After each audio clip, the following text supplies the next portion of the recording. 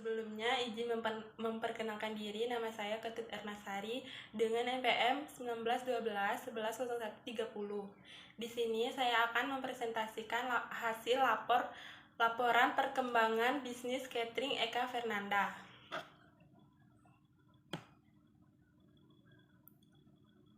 Bab 1, pendahuluan. Profil usaha. Saat ini, banyak orang yang ingin membuat acara atau kegiatan secara simpel dan efisien, contohnya dalam hal penyiapan makanan dan hidangan. Biasanya, mereka memilih untuk membeli makanan daripada membuatnya sendiri dengan alasan pertimbangan waktu dan tenaga walaupun memang sedikit mahal. Berbagai usaha makanan memang bermunculan sesuai dengan perkembangan kebutuhan masyarakat, apalagi usaha kuliner berupa kue, baik kue kering maupun kue basah, misalnya risol, kue lapis, dan kue lainnya.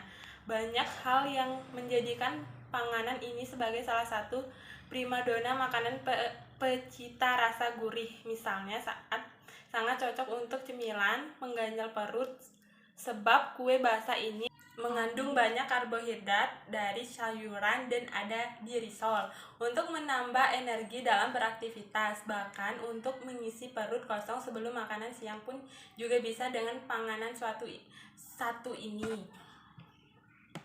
Aspek manajemen. Untuk aspek manajerial dalam mengatur operasional jalannya rintisan usaha ini, maka untuk produksi awal hanya menggunakan manajemen sederhana beranggotakan 3 orang.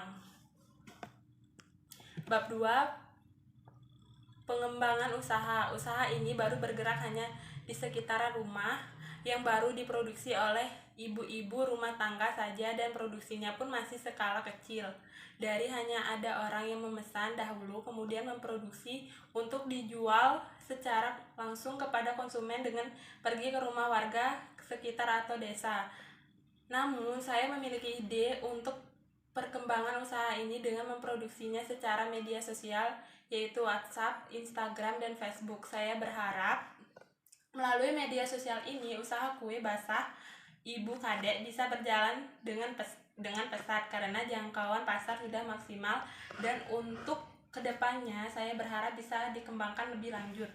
Keuangan dari usaha ini, kebutuhan dana, rincian dana yang perlu diperhatikan dalam mengelola bisnis makanan kue basah ini ialah sebagai berikut.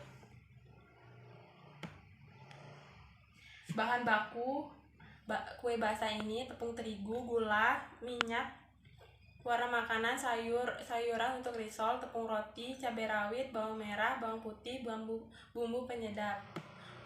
Produksi dari usaha ini berdasarkan pada biaya operasional yang telah tercantum di atas, maka dapat ditentukan harga dasar yang mungkin untuk satu kue basah Eka Fernanda. 171 dibagi 100 kue akan menghasilkan satu kue, yaitu dengan harga 1.710 per kue. Maka dari harga dasar tersebut dapat ditentukan harga jual yang sesuai, yakni 2.000 per kue. Sehingga pendapatan yang diperoleh dalam per hari adalah 2.000 dikali 100 kue sama dengan 200.000. Pendapatan per minggu 200.000 dikali 7 hari, maka hasilnya adalah 1.400.000. Pemasaran dari kue catering Eka Fernanda ini, segmentasi terhadap calon konsumen ada sehingga pasar yang dituju jelas dan terarah. Segmentasi pasar sasaran. Lokasi target pemasaran: sekolah-sekolah, rumah warga, koperasi, kantor pemerintah, stand kue, dan tempat tongkrongan. Target konsumen: masyarakat umum, konsumen dengan kepentingan atau hajatan, dan konsumen usia anak-anak, remaja, dan dewasa. Pemasaran melalui sosial media seperti Instagram dan Facebook yang berfokus hanya melayani dari pemesanan terlebih dahulu dan diantarkan langsung ke konsumen. Sekian dari saya, presentasi laporan keuangan catering Eka Fernanda. Saya ucapkan terima kasih.